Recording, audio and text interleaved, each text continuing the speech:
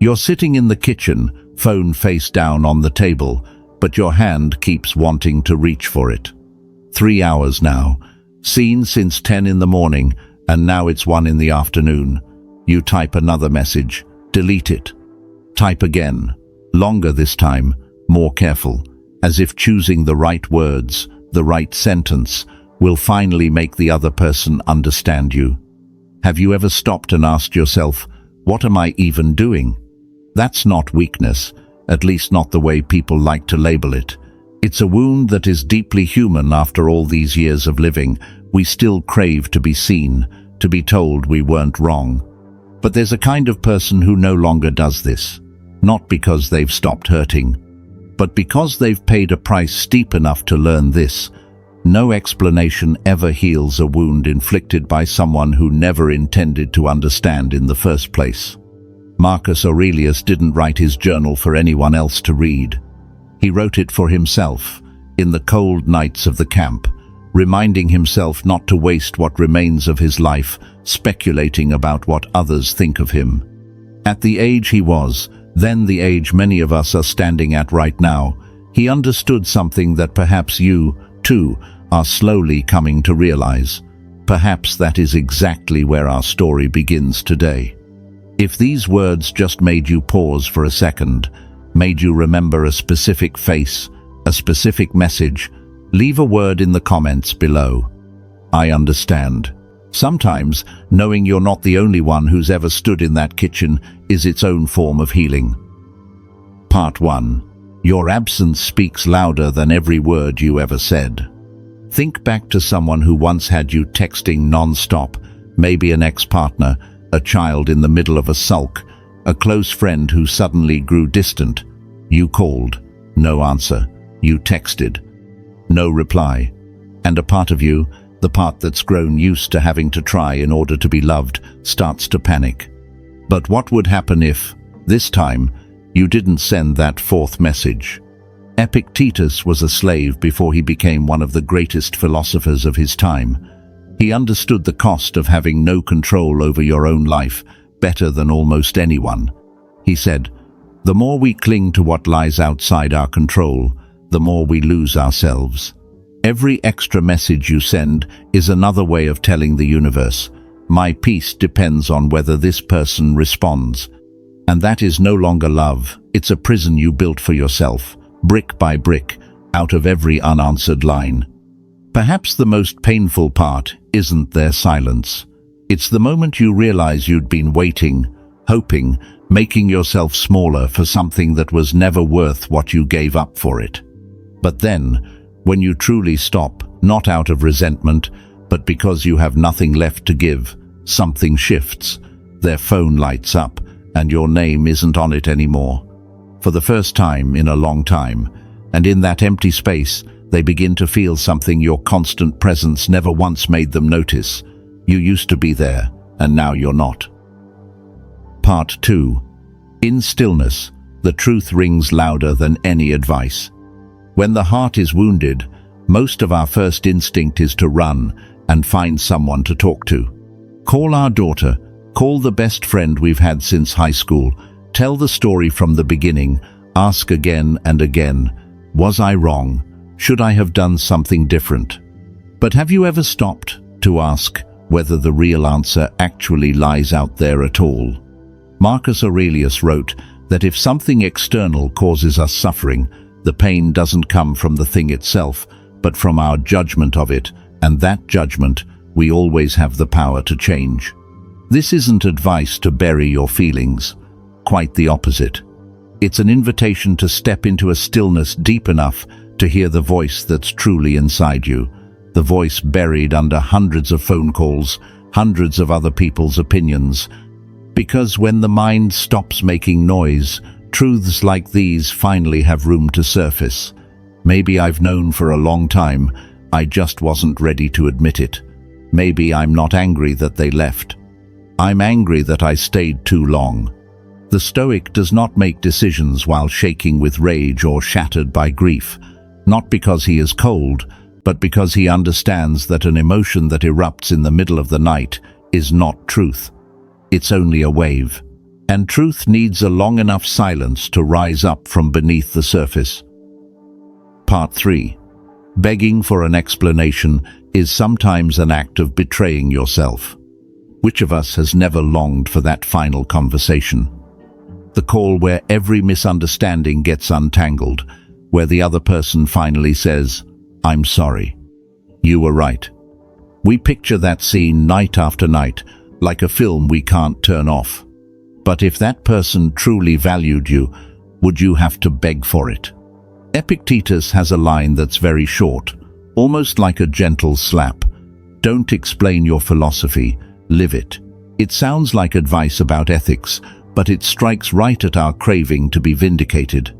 When you stop waiting for an explanation from someone else and start living according to your own values, you no longer need anyone to confirm that your pain is real.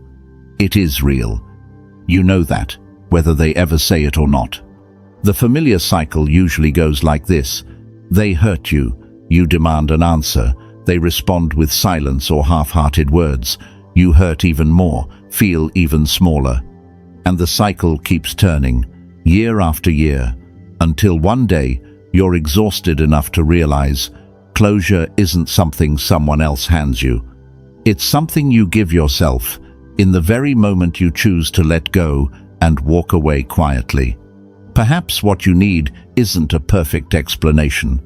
It's the peace to accept that no words, however well chosen, can make someone who never respected you enough suddenly become kind. Part 4.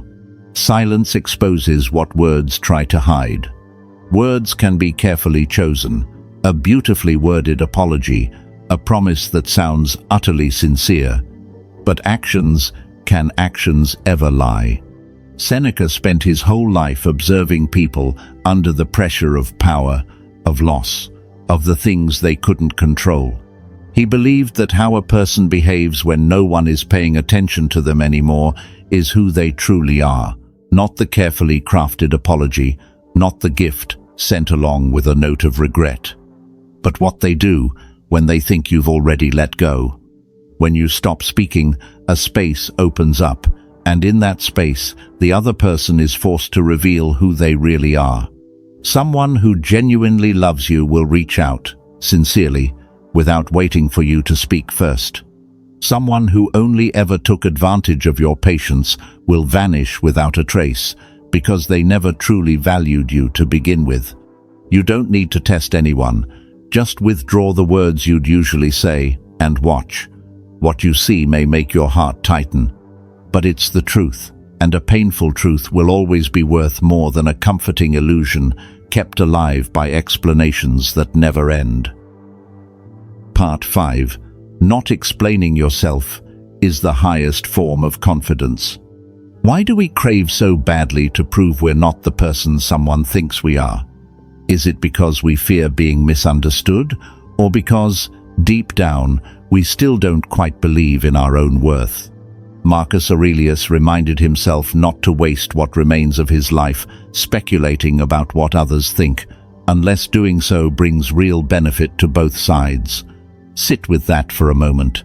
Every time you try to convince someone that you're kind, that you're loyal, that you're not the person they believe you to be, you're staking the limited years of your life on the judgment of someone who may never change their mind. The person who doesn't explain himself isn't arrogant. He's someone who has found peace because he knows his intentions are clean, his actions are consistent. His worth doesn't need to be translated for those who never wanted to understand it in the first place. This kind of detachment isn't easy, especially when you've spent half a lifetime trying to please others. You might be called cold. You might lose a few people who once felt close to you. But is losing people who never truly saw you really a loss? Or is life simply rearranging itself, clearing space for those who deserve to be there?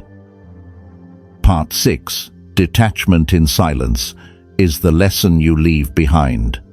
There is a particular kind of strength in someone who chooses to leave without one final dramatic scene.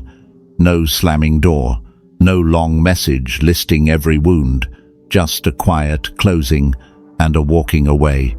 Seneca once wrote that we suffer more often in imagination than in reality.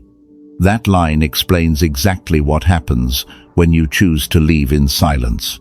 The real pain for the one left behind doesn't arrive right away. It comes later.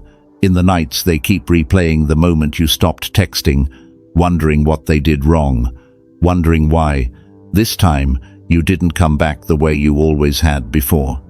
Your detachment doesn't need a declaration, it only needs to exist. And in that quiet existence, the other person is forced to face themselves in a way no argument ever could. They may have grown used to you always being the one to come back first, the one who always forgave, the one who was always there no matter how you were treated, but not this time.